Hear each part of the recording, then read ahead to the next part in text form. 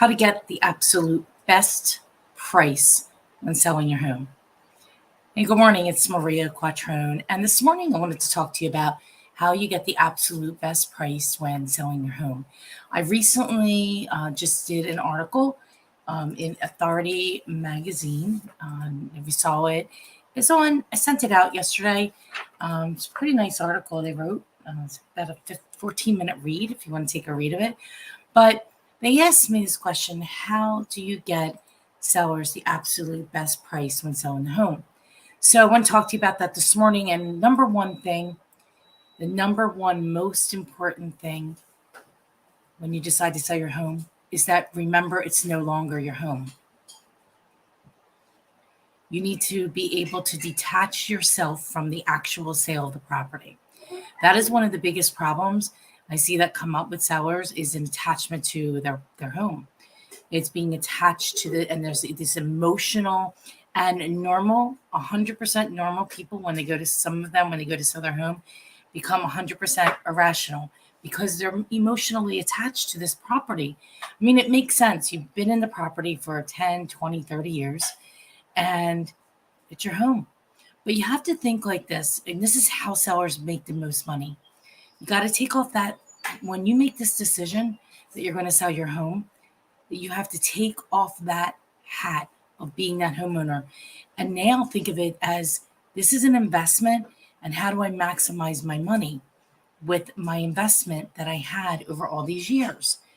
And the best way to do that is to detach yourself, okay? And think of this, you have to decide the day you decide to sell that the home is no longer yours. You have to future pace yourself that the home is no longer your home, that it's some other buyer with a family or not a family. It's some other buyer somewhere out there right now that doesn't know about your home yet, but it's going to be their home. And when you can put your mindset like that, you are starting off with a win. And one of the biggest things and mistakes sellers make is being attached to this house. I see it time and time again. No matter what we say, what we do, it doesn't matter because they have an attachment to it. Okay, so that's the first thing. Emotionally detach yourself. The next thing I want to say, a lot of times sellers will have a lot of things about themselves in the house. Diplomas on the wall, pictures of themselves, pictures of their family. When we go to prep a house for sale, you want to remove anything that tells a buyer who lives there.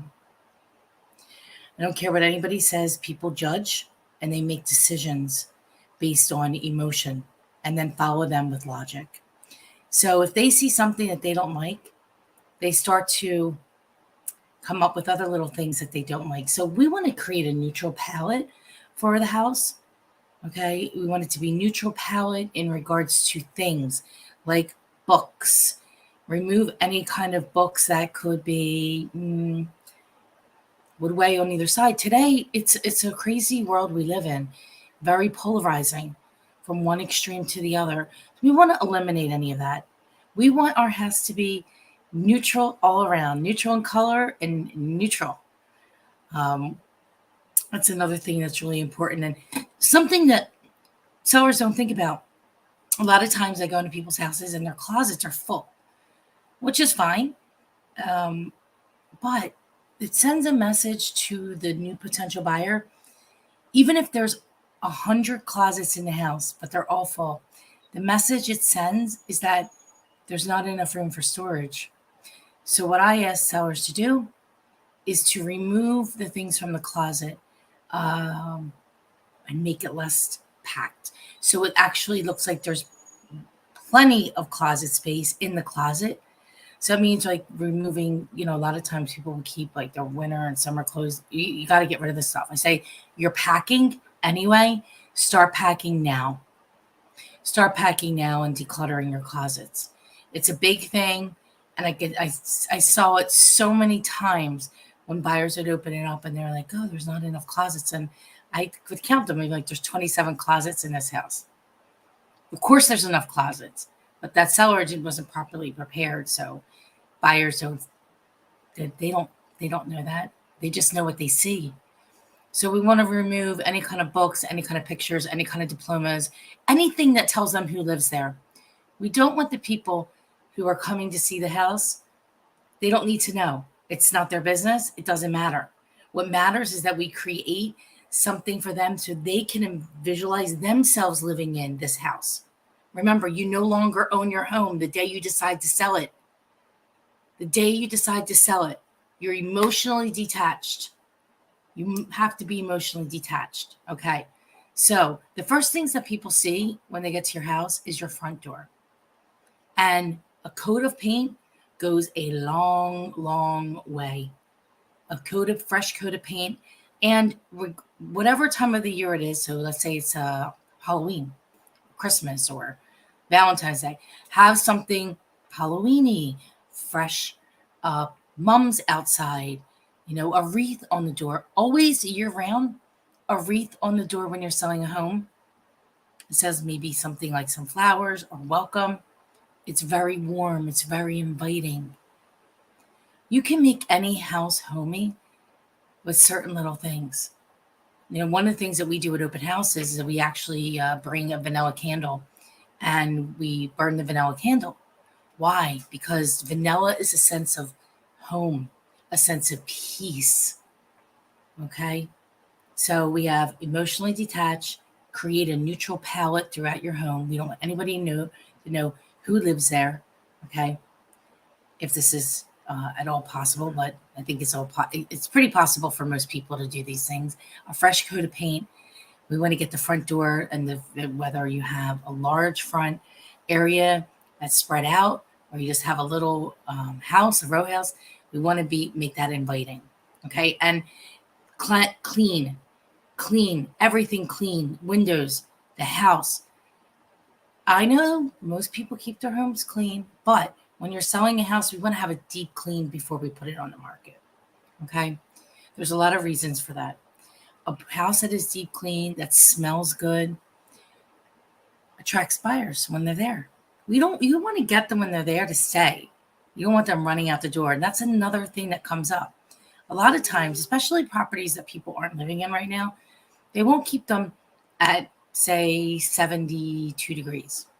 They might be at 78 degrees. Or in the winter, it might be 62. We want the house to be an even room temperature so it's comfortable for people to stay in the home.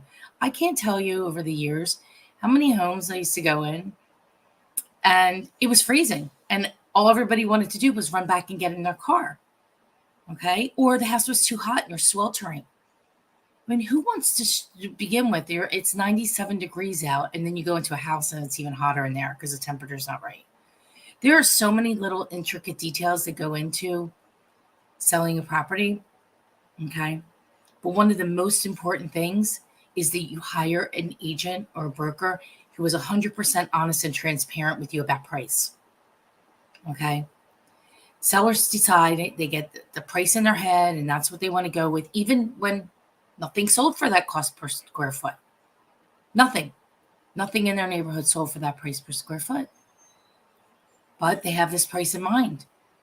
And a lot of times it's because there's an emotional detachment or sellers decide they want to get 200,000 out of the house, 300,000, 500,000, 100,000, 50,000, whatever. They're fixated on this number. That causes the seller to lose money. Because if we priced it right from the beginning, it would attract the largest number of buyers to the home. The largest number of buyers to a home. I don't care what kind of market we're in. The largest amount of buyers to a home will get a property sold for the highest price. Days on market is not a seller's friend. The further and longer days on market, the further away you get from the actual asking price. Okay? So pricing is critical to the success of a sale of a home. It's critical. And if you price it, if we have showings and there's no offers, and there's a decent amount of showings, we know it's at least 5% overpriced. If there's very little showings, we know it's 10% overpriced. This is over, I've closed over 3,000 transactions. Dara in our brokerage, she's done probably, 5, 6 6,000 more than me because she's been in business longer, and she was a developer and she developed 4,000 homes. So she's had a lot of sales. So we talk about price because it's critical. It is a critical factor. Okay. What else is important? A sign. You know how many houses we sell because the sign went on it? They call the sign. I could not tell you how many sellers want to have a secret house for sale. They have it on they want to put it on the multiple list, but they don't want a sale sign, which in my opinion, most of the time, is ridiculous. It's ridiculous. You want to announce to the world that your house is for sale. Okay. We just sold 2 properties this week because they called off a sign. And in my office, because I have a team of people, we have an entire process of how things get done. Okay. And we don't deviate from that process. There's a lot of things that go involved. But when you call my office, you actually get a human that answers the phone. And we respond and call every single person back that inquires about property for sale. So we just sold 2 yesterday and the day before because they called from a sign. We sold our own listing. Okay. So the following up is super important by whoever it is that you're hiring, but you make sure that you hire a team of people, a whole entire team. It's really, really important in today's because there's so many moving parts. So we have the sign. The sign is a very, very, very important piece. Okay. We got emotionally detached, neutralize the house, and always price it right from the beginning. Trust that the person you're working with knows what they're talking about. Okay. Make sure that you have a sign on your house. You got to paint the front door. You want to make sure that there are beautiful flowers and plants and something that's lively and a welcoming wreath to welcome people in, right? Having the house deep cleaned goes a long way.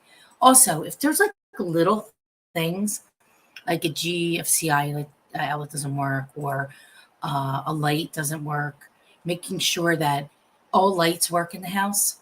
And these little things like this GFCI, because I see that sometimes not working or little things. When people see that little things aren't working, then they go, buyers say, what else isn't working? What else is not working in the house? And then they start to question things in the home. They start to question what else is wrong with the house. So those are like super easy little things that you can do right off front, right out of the gate. The other thing that I see sellers do and how we can get the absolute best price is counter the offer. The offer came in under asking. Okay, the buyers want to put an offer in. Great, we have an offer to work with. I'm excited. I can't sell a property if I have no offer.